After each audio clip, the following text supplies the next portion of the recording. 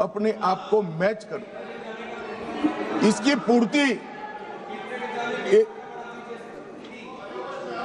अरे अखिलेश भाई, एक लेवल की बात चल रही है यार, कहाँ केंद्रीय विद्यालय कर रहे हो अभी?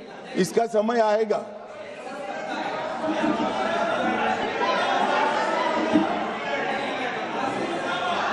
मान्यवर, इनकी बात कहने दो तो जरा स्तर मालूम पड़े। अध्यक्ष महोदय, जो आंकड़े बता रहे हैं माननीय मंत्री जी, हम केवल ये जानना चाहते हैं किस सेंसस के आधार पर ये जो आंकड़े बता रहे हैं, क्योंकि जो गाजियाबाद का आंकड़ा बताया जा रहा है वो बहुत कम बताया जा रहा है। आज की परिस्थिति में हो सकता है वो दुगना हो। मैं यही कह रहा हूं, ये पुराना है, मैं यही कह रहा हूं। अगर डिलिमिटेशन करने दोगे तो नया आ जाएगा और एक की जगह दो सीटें बन जाएगी।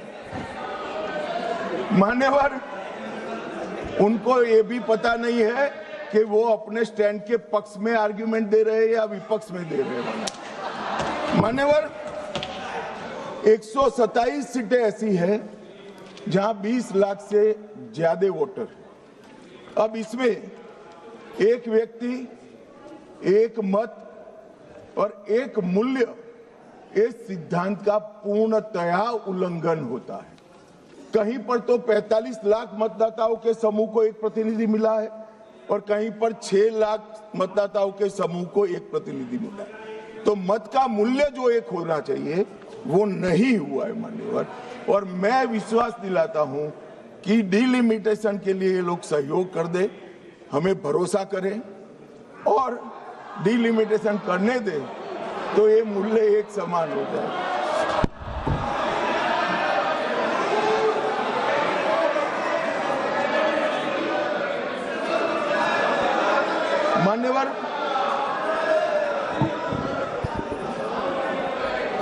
मान्यवर, मैं इसके इतिहास में भी जाना चाहता हूं।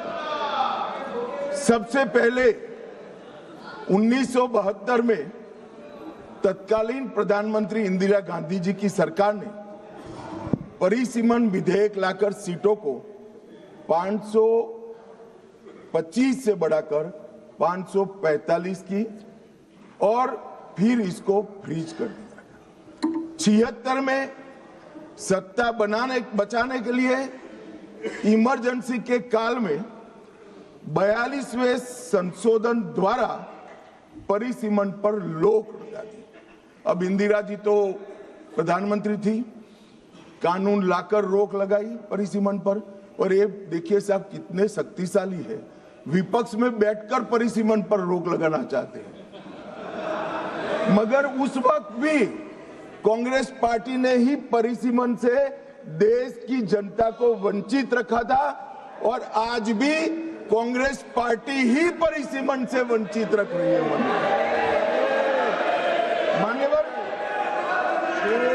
2001 में 84वां संशोधन हुआ और 2026 तक सीटों की संख्या को फ्रीज कर दिया गया। तो ये जो कह रहे हैं कि नारी शक्ति वंदन अधिनियम में 2026 कहां से आया, तो वो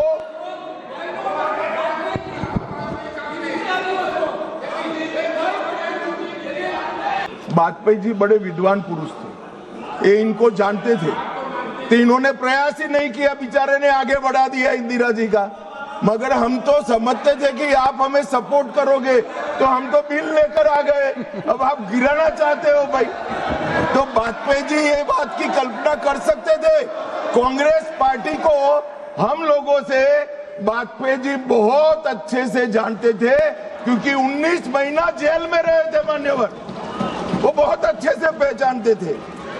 और 84वां संशोधन इसने 26 तक फ्रीज कर दिया और 50 वर्षों तक 1976 से लेकर 2026 तक क्या रिकॉर्ड से हटाना है? प्लीज अध्यक्ष जी, प्लीज, अरे बैठ जाओ मैं बता देता। तय करने तो आप मत करें, प्लीज बैठिए। मैं इनकी इज्जत करते इसका सम्मान करता हूं माननीय अध्यक्ष जी। अभी से लेके अंत तक अगर फ्लो के कारण कोई असंसदीय शब्द निकल जाता है तो आप स्वयं इसको हटा देना, इनको बोलने का मौका मत देना। मान्यवर, 50 वर्षों तक 1976 से लेकर 2026 तक देश की जनता को जनसंख्या के अनुपात में प्रतिनिधित्व नहीं मिला। 26 में ये सीमा समाप्त हुई। अब 26 में सीमा समाप्त होने के बाद अगर डिलिमिटेशन करते हैं तो डिलिमिटेशन 29 के पहले समाप्त नहीं हो सकता, क्योंकि परिसीमन आयोग का एक नियम है कि हर कॉन्स्टिट्यूएंसी में जाकर पब्लिक हियरिंग देना होता है। तो 543 कॉन्स्टिट्यूएंसी का पब्लिक हियरिंग 26 के मध्य से लेकर 29 तक हो नहीं सकता और 27 तक जनगणना के आंकड़े नहीं आ सकते।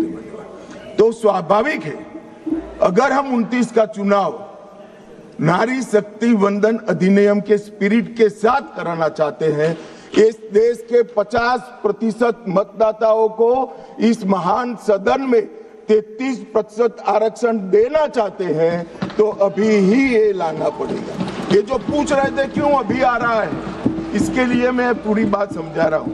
वैसे मैं मानता हूं ये समझे हुए, मगर मान्यवर कहावत है ना, सोता है उसको जगा सकते हैं, जो जागता ही पड़ा हो उसको कोई उठा नहीं सकता। ये सब समझते हैं मगर एक भ्रांति खड़ी करना चाहते हैं। मान्यवर, 76 में इस देश की आबादी थी 54.79 करोड़ और आज 140 करोड़। तो 54.79 करोड़ आबादी में जितने सांसद थे उतने ही 140 करोड़ की आबादी के बाद रखना, ये इनका मानना है। मान्यवर, आर्ग्यूमेंट क्या दिए गए कि सबको बोलने का कम मिलेगा, 0 ओवर में मौका नहीं मिलेगा।